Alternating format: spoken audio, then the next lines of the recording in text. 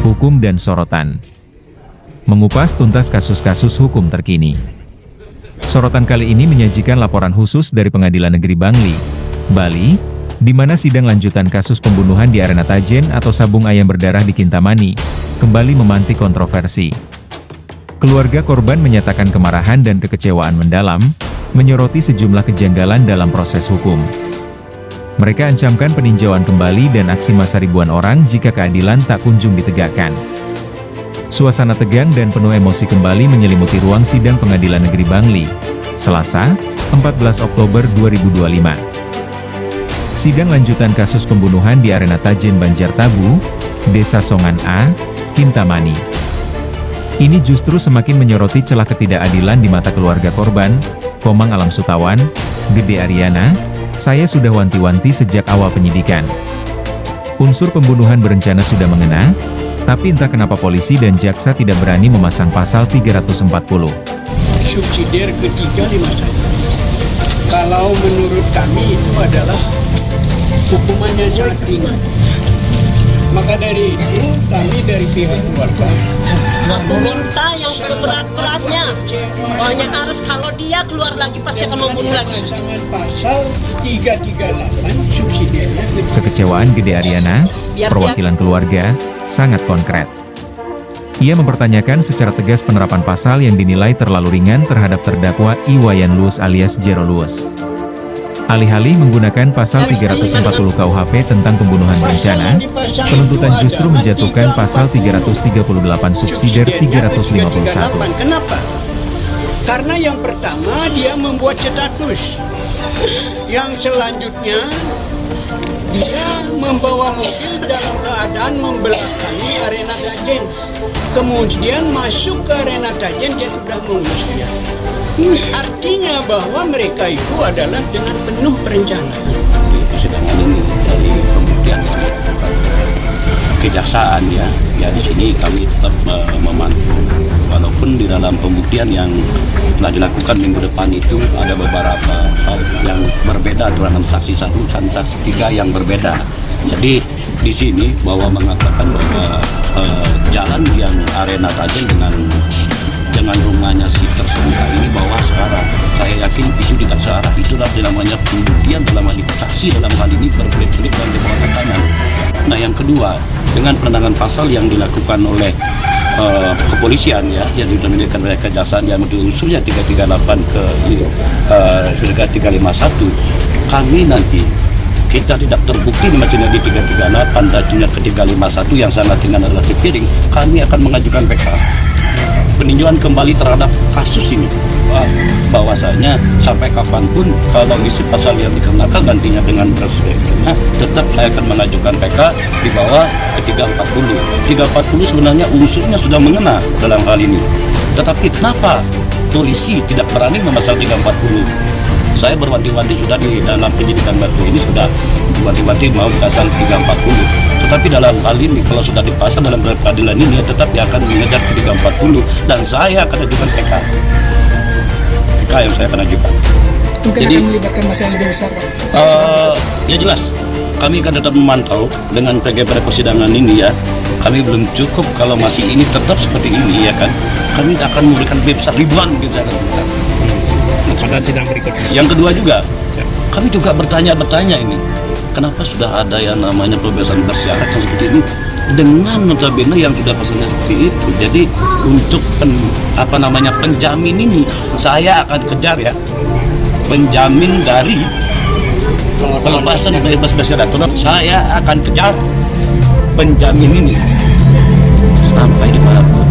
Kenapa orang yang sudah dikatakan ada yang mengatakan bahwa itu sudah satu tahun setengah dia bebas, tapi baru 2 bulan sudah melakukan lagi. Di sini pembebasan yang dilakukan artinya pembebasan yang dibebaskan oleh pemerintah bersyarat ini tanda kutip digelapkan. Kenapa? Waktu pembebasan itu berbeda, ada yang bilang 1 tahun, ada yang bilang 1 tahun setengah. Sedangkan dari hukuman yang 17 tahun itu sudah dijalani sekian tahun kan, 9 tahun sampai 3/4 itu belum 3/4 sebenarnya. Kan begitu. Ini bersyarat dan dia melakukan lagi. Apalagi ini adalah sebagai residivis kelas kakap yang notabene adalah yang sudah sebulan usaha kambangan, kok gampang-gampang sekali harus seperti ini. Tolong kami di masyarakat, Pak. Kami resah sekali sebenarnya dengan kedatangan si tersangka ini kembali ke rumah kami, ke keluarga kami dan ke wilayah kami Desa Songan. Sangat-sangat resah. Jangankan kami, Pak, sebagai keluarga korban sekarang, keluarga tersangka pun resah dengan adanya kehadiran orang ini lagi. Saya harapkan kepada Bapak, tolong juga kepada kehakiman ya, pada kehakiman, kepada kejaksaan, kehakiman utamanya dalam menentukan suatu keputusan nanti pada saat berakhirnya persidangan ini, tolong juga keputusannya sesuai dengan apa yang dia perbuat. Kalau sampai ini sampai keputusannya di 351, saya akan ajukan perang, Pak. Saya akan perang hukum, Pak. Kalau ini sampai 351, saya ajukan PK, saya perang. Perang lewat jalur hukum. Jalur hukum. Tapi karena di sini perkara ini, kenapa penyidik polisi yang kemarin sampai bisa masa pasal yang 351 yang dikirim kayak gitu? Ini tidak terbukti dengan sudah persidangan. Ya udah, kan 351 turunnya, Pak. 7 tahun loh. Ini pembunuh. Kalau pasal 351 itu dijerat ya dia, itu cuma 7 tahun, Pak. Kami tidak mau akumulasi, kamu tidak berpikir masalah akumulasi dengan apa yang sudah dijatuhi sebelumnya. Ada juga sesuatu yang dapat penyidik, Pak? Ya jelas. Kenapa saya ingin seperti itu? Kenapa dengan penyidik? Kalau penyidik masalahnya pasang 340 karena unsurnya sudah mengenal ke 340, kenapa penyidik tidak berani? Kalau penyidik pasang 340 dan subsidiarnya 338, oke, saya terima, Pak. Tetapi kalau di sini tetap ke 351 subsidiarnya nanti tidak terbukti dalam 338, jatuh ke 351, saya nyatakan perang.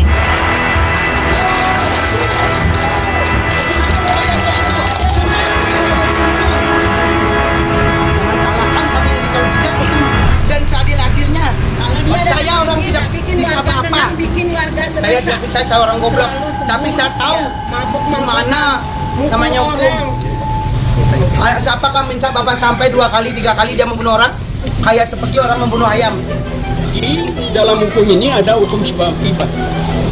Hukum sebab akibat itu sebab dia datang membuat onar, mengulus senjata, akhirnya ada korban. Yang 4 orang itu menjadi juga menjadi korban dalam artian kena disangsikan pasal 177. Kalau dia tidak datang, tidak pernah ada terjadi seperti itu. Maka dari itu kami dari pihak keluarga, bahkan dia residivis. Jadi hukum yang dia ada di negeri ini, tolong luruskanlah hukum, berlakukanlah hukum. Jangan hukum itu adalah tajam ke bawah, tumpul ke atas. Lakukan sesuai dengan apa yang mereka lakukan. Kami terus terang saja dari penegakan hukum di negeri ini dengan pemasangan 338 subsidiar ke 351, kami tidak bisa menerima, tidak bisa terima dari semua keluarga. Tidak terima.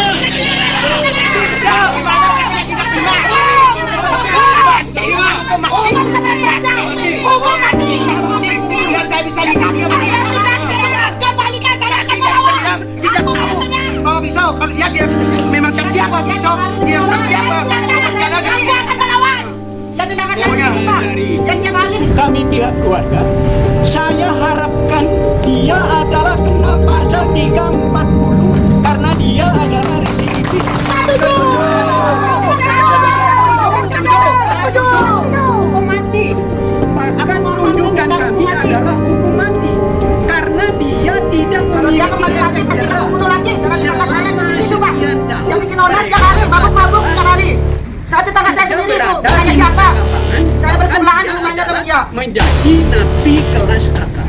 Kalau napi kelas ini sekarang perlakuan saudara saksi yang sulit. Apa? Keponakan sudah mati. Mana bisa jajannya? Hukum itu tidak bisa memilah. Kalau hukum itu bisa memilah, ini orang residivis, ini orang yang belum pernah melakukan tindak kejahatan. Dia kan sudah melakukan tindak kejahatan. Dengan mereka diberi Iwan kemana? Kalau di Kapolres Bangli, padahal saya berwanti-wanti. Kenapa Bapak memasang pasal 338? Saya jelaskan itu. Kenapa tidak memasang pasal 340? Karena dari awal mereka membuat status, kemudian dia adalah membawa mobil dalam keadaan hidup, mengulus senjata. Kalau kami awam hukum memahami ini sudah ada perencanaan bagi saya. Katanya dari pihak kepolisian itu dia akan dikembangkan oleh kejaksaan. Kejaksaan katanya akan mengembangkan masalah itu. Terbukti atau tidaknya ke 340 katanya kejaksaan. Maka dari itu saya sangat kecewa sekali. Ada apa di balik itu gitu? Kalau memang kejadian seperti ini karena sabung ayam tidak bisa sabung ayam di arena itu menyebabkan suatu korban. Tapi ini ranahnya judi. Ranah judi mestinya harus dihapus. Kalau sudah mengacu kepada ranah judi, karena tidak ada orang di negeri, undang-undang di negeri ini adalah melindungi perjudian. Maka dari itu kami dari pihak keluarga datang ke pengadilan ini untuk menyampaikan orasi kami. Penegakan hukum betul-betul adalah sesuai apa yang dilakukan di lapangan. Jangan sampai di kemudian hari setelah dia kenakan pasal yang lebih ringan, dikeluarkan lagi bebas bersyarat, sekian tahun lagi baru menjalani lagi melakukan tindak hukum.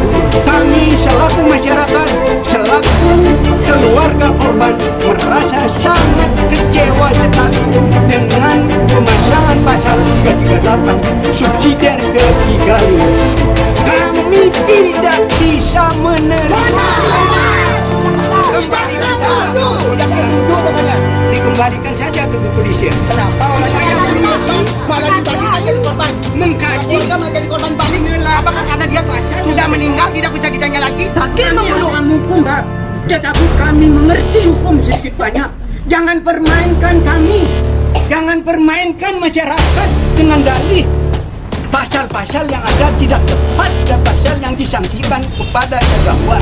Lebih-lebih terdakwa ini residivis, perlu saya garis bawahi. Residivis mestinya supaya orang itu adalah jerah terhadap hukum, supaya tidak sering kejadian, mestinya harus dihukum mati. Itu.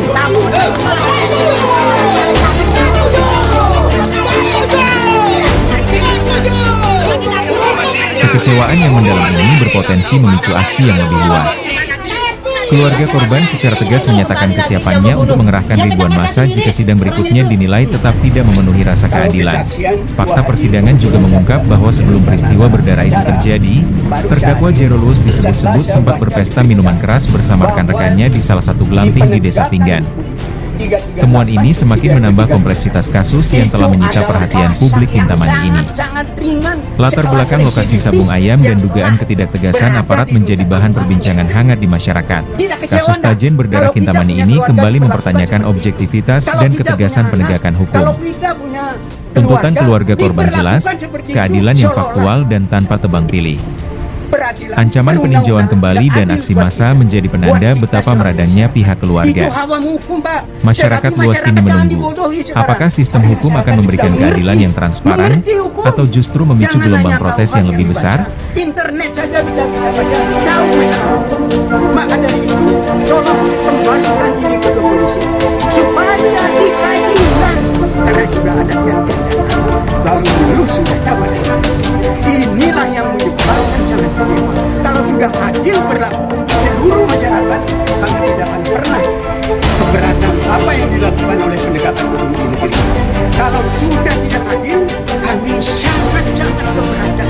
Tolong para penegak keadilan di seluruh Indonesia supaya betul-betul hukum ini adalah ditegakkan, supaya supremasi hukum yang ada di negeri ini tidak hanya untuk salah satu oknum berlaku kepada semua orang, sehingga merasakan efek jerah terhadap hukum. Kalau hukum yang bisa dibeginikan, tidak akan pernah terjadi efek jerah terhadap hukum. Maka dari itulah kami dengan tegas selaku keluarga, tolong penegakan hukum di negeri ini, lakukan supremasi hukum yang betul-betul adalah bisa diterima kepada seluruh lapisan masyarakat Indonesia.